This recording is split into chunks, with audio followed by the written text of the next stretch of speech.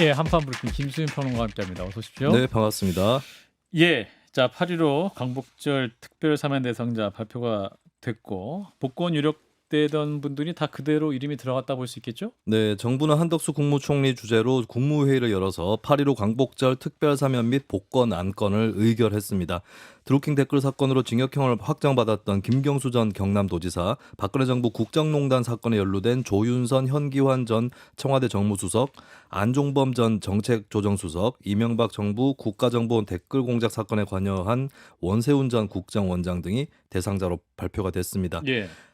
한덕수 총리는 각계 의견을 폭넓게 수렴하여 신중하게 결정했다고 밝혔고, 중소기업인 소상공인, 운전업 종사자 등 41만여 명에 대한 행정 제재를 감면하고 경제인들도 엄선해서 사면 대상에 포함시켰다고 밝혔습니다. 예, 김경수 전 지사가 오늘 이제 그 확정이 되면서 본인 SNS에 입장을 밝히기도 했는데 이제 유튜브 화면으로 띄워드리면 이렇게 얘기를 했습니다. 저의 일로 많은 분들께 심려를 끼쳐드려 다시 한번 진심으로 송구하다라는 말씀을 드립니다. 걸어온 길을 돌아보고 더 성찰하는 시간을 보내겠습니다. 복권을 반대했던 분들의 비판에 담긴 뜻도 잘 헤아리겠습니다. 우리 사회를 위해 보탬이 될 수 있는 역할이 무엇인지 잘 고민하겠습니다. 라는 내용인데, 자 이런 가운데 이제 여권 내 갈등의 소지가 됐던 김경수 전 지사의 복권 문제, 추경호 원내대표도 입장을 밝혔네요. 네, 관훈클럽 초청 토론회에 참석한 추경호 원내대표는 윤석열 대통령이 여러 의견이 있음에도 정치 화합, 국민 통합 차원에서 김 전 지사의 복권을 결정하시지 않나 생각한다라고 밝혔고요. 대통령의 통치 행위 속에 있는 고유 권한으로 존중해야 한다라고 밝혔습니다. 예. 또 한동훈 대표가 김 전 지사 복권을 반대한 것을 두고는 언론을 통해 전언하는 것으로 알고 있고 직접적으로 말씀하지 않은 상태로 안다면서 오늘 결정되면 한 대표도 균형 속에서 의견은 제시하되 대통령의 통치행위 차원과 고유 권한을 존중하면서 의견을 제시하지 않을까라고 관측했습니다. 예. 자 일단은 뭐 사면 관련 이야기는 저희가 많이 짚기는 했습니다만 이번 복권 어떻게 보십니까? 어떤 정치적 사회적 효과가 있었다고 보시는지 서 변호사님부터. 뭐 저는 이제 계속 그 똑같은 이야기를 뭐 하는 거니까요. 예. 아까 이제 일부에서 말한 것처럼 대통령은 이제 좀 크게 고민이 많이 하고 좀 큰 그림을 그리는 게 아닌가 이렇게 봅니다. 정계 개편까지 포함해서 큰 그림을 그리기 때문에 뭐 이거는 저는 개인적으로 정말 정기 개편이 뭐에 당을 만들 수 있어요? 그렇죠. 왜냐하면 창당도? 우리 옛날에 3당 합당도 있었고요. 예. 그다음에 DJP 연합도 있고요. 어허. 다양한 게 연합이 있었잖아요. 예. 지금 이재명 대표의 그 직권을 저지하기 위해서는 아. 좀 합리적인 친문 세력까지 껴안아야 된다. 그럼 차기 총리 인선도 좀 주의 깊게 볼 필요도 있습니까? 그러면 한덕수 총리 후임 인선 아직 안 했는데. 지금은 이제 그거는 국회 통과가 있어야 되기 때문에 아마 이제 그쪽은 힘들 거고요. 아하. 당장은 다만 이제 저는 그런 먼 포석이 있으니까 왜 아까 배종자서 여론조사 보면 60몇 프로가 반대하는 거예요.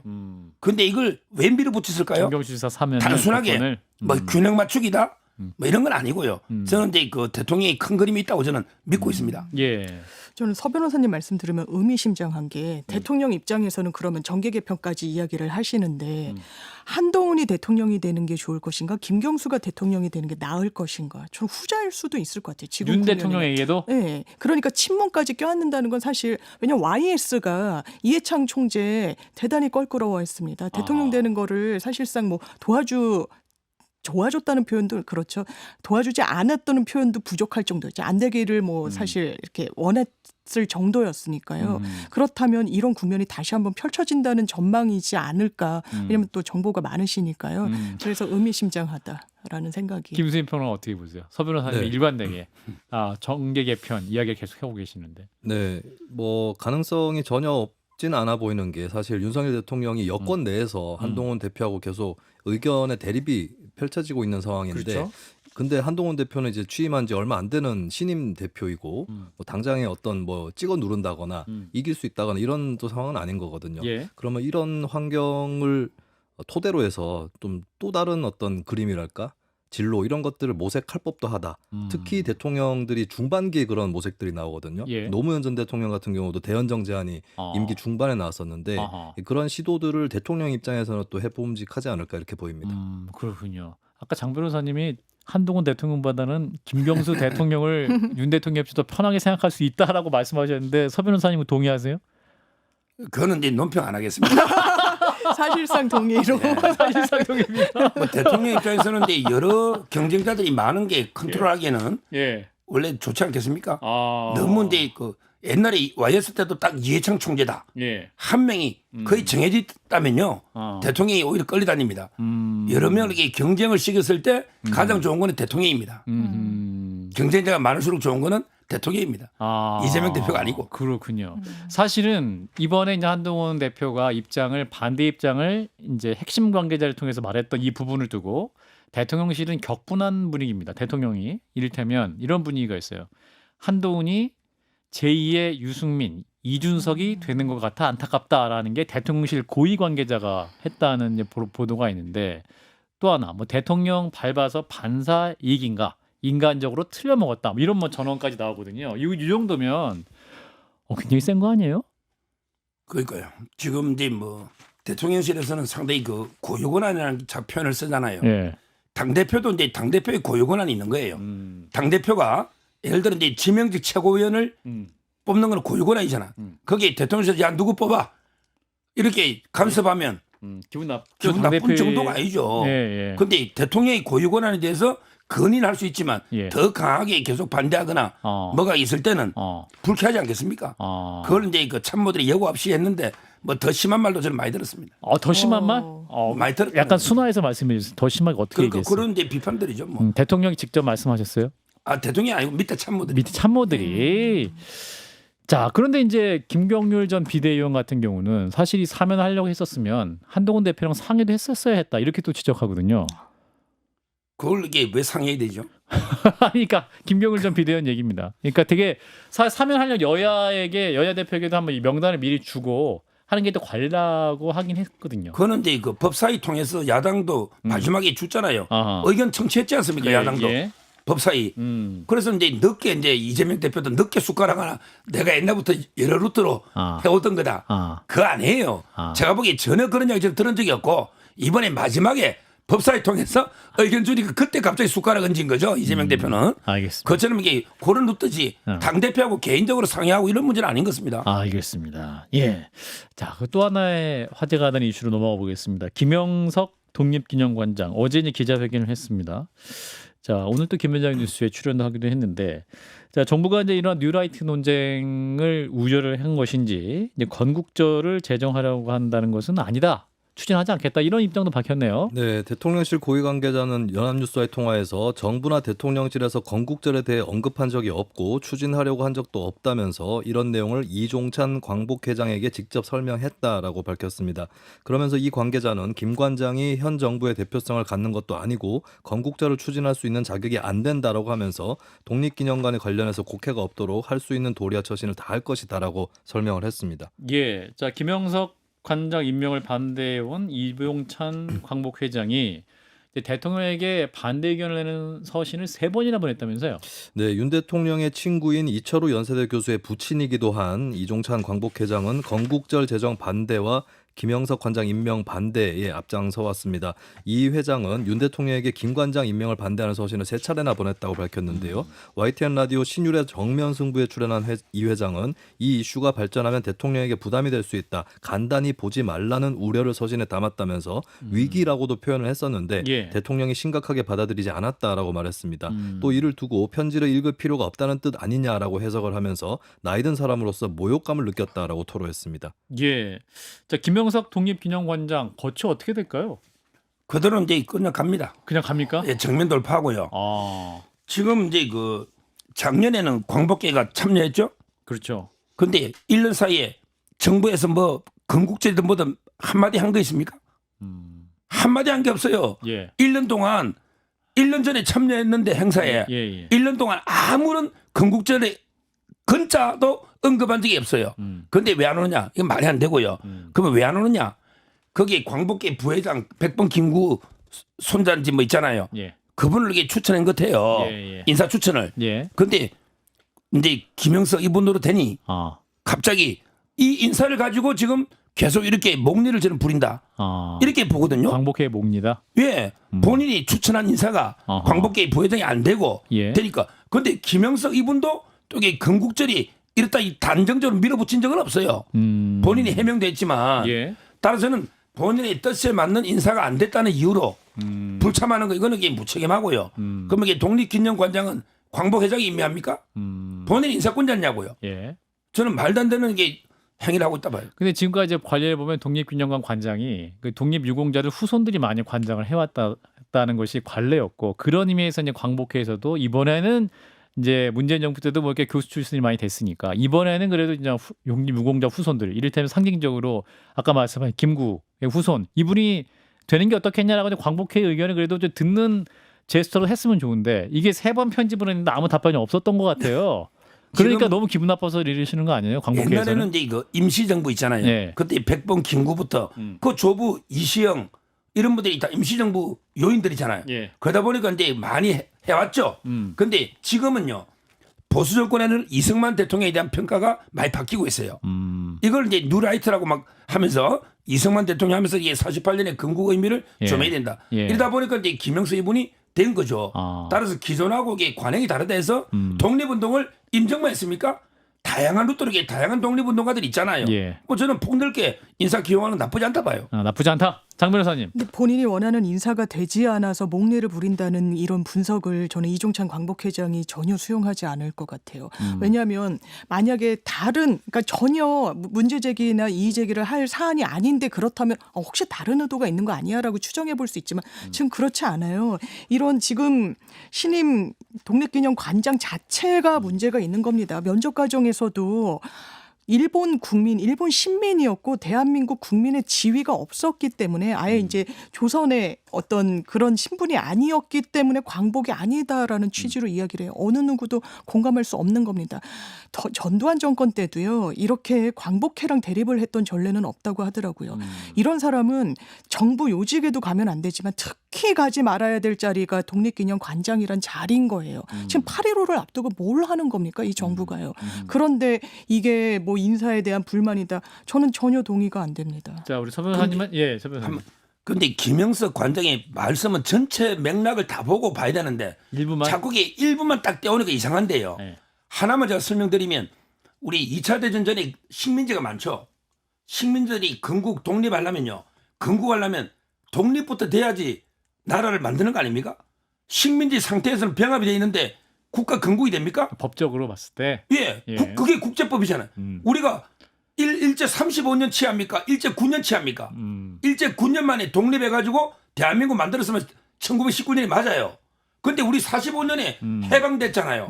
근데 건국은 9년 만에 건국이 됐다. 이게 국제 보편 규범이 맞습니까? 그러니까 이철우 교수의 반론이나 이제 광복회의 반론은 대한민국의 관점으로 봐야지 그 어떤 일본의 제국지 침략 이후의 그 역사 사관으로 보면 되겠느냐. 그런 사관으로 보시는 분이 독립기념관 관장이 되는 건 부적절하다는 주장인 거잖아요. 근데 예. 우리 2차 대전 전에 한 100여 개 나라가 식민지였거든요. 다 이게 독립을 하잖아요. 독립부터 해야 건국을 하지. 독립이 안 되고 합병돼 있는 상태에서 건국했다면 그게 말이 논리가 맞냐 이거죠. 자, 김수민 평론가님 네.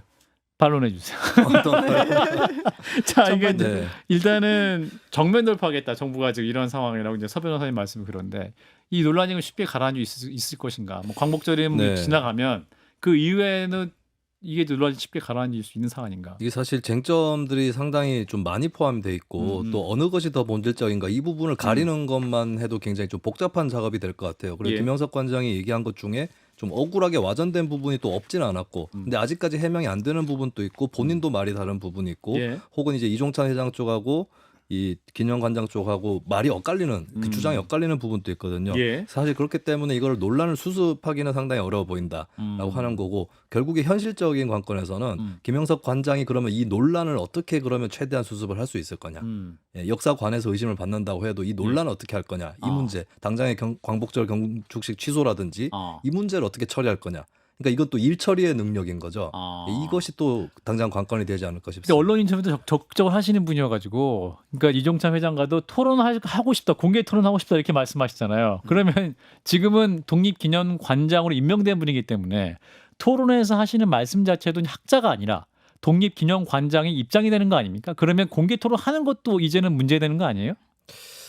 근데 그거는 이제 공개 토론을 하는 것과 안 하는 안 것 하는 중에 것과. 더 바람직한 것을 예. 나름대로 정무적으로 또 판단을 해야 되지 않을까. 관장 정도면 이제 단순한 실무자는 아니기 때문에 예, 그런 부분들을 판단하는 정무 감각까지 도마에 오를 것 같습니다. 그렇군요. 일단은 용산 입장은 밀고 나간다. 정면 돌파다.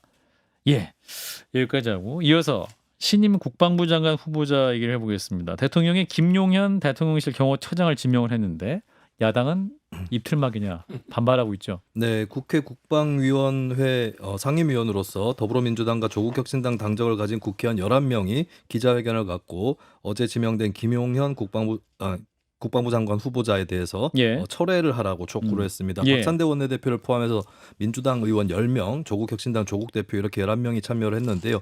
김용현 후보자를 두고 입틀막 대통령 집무실 졸속 이전, 최상병 사건 수사 외압 3종 세트라고 규정을 했습니다. 예. 김 후보자를 두고 이들은 국회의원과 카이스트 졸업생을 입틀막하면서까지 민주주의를 훼손시켰다면서 과잉 경호를 문제 삼았고 부지로 부적절한 용산으로 대통령실을 이전한 점, 최병 순직 사건 외압 의혹의 핵심 관련자 이런 점들을 거론을 했는데요. 예. 민주당의 김병주 의원은 김용현 후보자가 윤 대통령의 충암고 선배고 방첩사령관도 현재 충암고 출신이 하고 있다면서 충암고 친정체제가 되고 군내 자정 기능이 없어질 거라고 본다라고 주장했습니다. 예, 뭐 김병주 의원 저희 한판승부에 출연해서 충암고 라인을 주목하라 이런 말 인터뷰를 하기도 했는데, 자 일단은 김용현 경호처장이 이제 국방부 장관으로 임명이 될 것 같은데, 자, 이 관련 논란 어떻게 보세요, 사 변호사님은? 뭐 저는 일단 신원식 안보실장이 중요합니다. 현 국방부 장관인데 이제 그 안보실장에 임명된 예, 분. 김관진 장군 이후에 그 현역 군인이 외교관들이 다 했잖아요. 예. 근데 10년 만에 왔거든요. 그만큼 이제 앞으로 외교에 의한 평화가 아니고 힘에 의한 평화. 이걸 이렇게 방향이 대북 정책이 바뀐다는 거죠.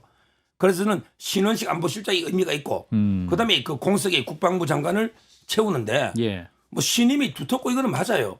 그런데 경호라는 거는 이제 뭐 이거야 매뉴얼에 따라서 밑에 실무자가 한 거고요. 예. 그다음에 대통령실 이전이 어디 경호처장이 혼자서 결정할 문제는 아니지 않습니까? 예. 여러 위원회나 이것도 이게 말이 안 되고요. 그다음에 최상병 외압은 아직 밝혀진 게 없잖아요. 예. 그냥 뭐 야당이 주장하는 의혹이지 뭐 밝혀진 게 없잖아요. 예. 저는 강력하게 반발한다는데 이제까지 강력하게 반발하는 장관이 있습니까? 이진숙 장관, 김문수 장관 전부 강력하게 반발한대. 좀 이게 협치할 후보자에 가능성이- 대해서? 예, 아. 전부 다 강력하게 반대한다잖아요. 자 민주당 입장. 대단히 부적절한 인사죠. 왜냐하면 김용현 처장은 일단 최상병 특검 그 수사에서도 드러나듯이 그 당시에 막 이첩하고 수사 기록 뺏어 오고 이랬던 그 국면에서 이종섭 장관과 여러 차례 전화를 한 사람입니다. 예. 직간접적으로 관여했다는 정황이 나오고 있죠. 그리고 신원식 뭐 지금 국방부 장관을 안보실장으로 옮기는데 예. 거기에는 국방부 장관으로서 최상병 문제를 제대로 핸들링하지 못했다라는 대통령실의 불만도 있다라는 거잖아요. 예. 이를테면 임종근 전 실장을 명예 전역하는데도 뭐 그렇게 못되게 된 거, 좌절된 부분 이런 게 어쨌든 대통령실로서는 불만이라는 건데 예. 그러니까 사실상 차지철이라는 어떤 그런 별칭까지도 마다하지 않고 있는 정말 믿을 만한 사람을 국방부로 보내는 거. 그럼 안보실장 자리 중요하죠. 예. 그리고 지금 미국 대선도 한 80여일밖에 남지 않았는데 거기를 군으로 2017년 이후에 보낸다. 그리고 외교부 인사들도 1년을 다 못 채웠어요. 예. 그러면서 외교적인 전략이 아니라 힘에 의한 어떤 부분을 한다. 그러면서 8.15 경축사에는 통일을 이야기한다. 앞뒤가 하나도 맞지 않아요. 대통령은 그냥 자기 방어를 위한 인사를 이렇게 돌려막기식으로 하고 있다. 이렇게 보여집니다. 이 부분인데, 그러니까 이제 8.15 경축사가 이제 나오긴 해봐야 되겠습니다만 이번 이제 대통령의 8.15 경축사에 통일 관련 얘기도 나올 수 있다고 하는데, 사실은 서 변호사님 말씀하시듯 힘에 의한 평화를 하면 북한은 힘으로 이제 압도하겠다는 거 아니에요. 근데 북한 입장에서 또 압도하겠다라고 명시적으로 말하면 어디 한번 덤벼봐라 이렇게 나올 김정은 위원장 아닙니까? 비웃을 것 같은데 어떻게 보세요? 물론 이제 뭐 표현은 좀 순화되겠지만 예. 사실상은 이제 그 흡수 통일에 가까울 정도의 그 정도로 이게 좀 파격적인 변화가 있지 않을까. 아 경축사 안에 예. 내용에. 내용이 지금 YS 김영삼 대통령 때 있잖아요. 어. 그때가 막 이 마지막 체계적인 통일 방안 제시일 거예요. 예. 그때는 이제 남북이 대등하게 연합 단계, 국가연합, 연방제 말고요. 이런 게 단계를 거쳐서 통일 가는 거잖아요. 예. 아마 이제 그거하고 제 말은 그게 현실에 맞나요? 북한 체제를 그대로 두고 국가연합 단계를 거치면서 평화 통일 이거는 이제 꿈입니다. 저는 이번에는 이제 진짜 우리가 우수한 힘을 바탕으로 예. 사사기 북한 체제를 레짐 체인지해서 흡수 통합이 가까울 정도. 물론 그런 표현 안 쓰겠지만 야. 전체적인 이 정도로 획기적인 변화가 있지 않을까 이렇게 예측이 됩니다. 아, 그럼 굉장히 획기적인 반응이 나올 수 있을 것 같은데. 물론 이제 표현은 좀 완화되겠죠. 김수희 평론가님은 네. 어떻게 판단해? 지금 뭐 국방부 장관 인선 갖고도 얘기가 나오고 네네. 지금 뭐 대통령의 8.15 경축사 얘기도 뭐 통일 얘기 나올 거다 하는데 이번 장관 인선, 안보실장 인선 어떻게 평가하시는지. 일단 종합적으로 사실 이제 자리만 옮기는 분들도 계시고 하기 때문에 회전문 인사다. 네, 아니 그런 뭐 지적도 있죠. 근데 어쨌든 이제 뭐 중립적으로 표현을 하더라도 네. 이게 인사 자체가 크게 달라지는 건 아닙니다. 그렇다면 현재까지 윤석열 정부의 기조 이런 것들은 유지 내지는 나아가서는 강화될 수도 있다라고 하는 것을 보여주고 있고 예. 광복절 경축사도 그 와중에서 어떤 메시지를 낼 거냐 이 부분은 또 충분히 이제 촉매제 역할을 할 것이라고 보이는데 예. 사실은 이제 근데 정부에서 입장을 정하더라도 아. 어떤 뭐 야권의 반발이라든지 뭐 이런 분열 이런 논란 등은 또 예측을 할 수밖에 없지 않을까. 예를 들면은 2016년에 박근혜 전 대통령이 그 국군의 날 때 경축사를 하는 과정에서 이제 탈북에 대해서 직접적으로 좀 얘기를 하는 그런 일도 있었거든요. 예. 과연 그때 필적하는 좀 충격파가 나올 것인가 이런 거 한번 지켜봐야 될 것 같습니다. 예. 사실은 뭐 지난 2년을 돌이켜 보면 또 굉장히 이념적인 경축사 내용도 있어서 좀 파문이 일기도 했었는데 장 변호사님은 아까 우리 서 변호사가님이 레짐 체인지, 네. 레짐 체인지는 쉽게 말하면 정권 교체 뭐 이런 네네. 얘기잖아요. 어떻게 보세요? 그 정도 수준 좀 완화된다는 표현은 하셨지만 뭐 예. 힘에 의한 통일이라뇨. 그럼 트럼프가 집권하게 되면 어떡할 겁니까? 친구라고 그러는데 거기에 대한 보관은 있습니까? 뭐 해리스가 돼도 마찬가지입니다. 미국을 설득할 수 있나요? 예. 자체적으로 독단적으로 이렇게 사실상 머릿속에 있는 것을 말로 정치인이 발설했을 때 거기에 대한 강론은 갖고 있습니까? 이 정부? 그냥 허황된 그러면서 하나하나 해나가야 할 때 국가적 책임은 방기하고 있고 대한민국 국민이 원하는 게 뭡니까? 일단 평화체제 구축입니다. 코리아 디스카운트라는 걸 없애는 거야. 하고 있습니까? 예. 묻고 싶습니다. 예, 일단 뭐 8.15 경축사 이틀 남았기 때문에 대통령실도 아마 수정을 하고 있겠죠. 자, 어떤 메시지일지 지켜보시죠. 오늘도 함께해 주신 서정욱 변호사님, 장규 변호사, 우리 김수민 평론가 세 분 모두 고맙습니다. 감사합니다. 감사합니다.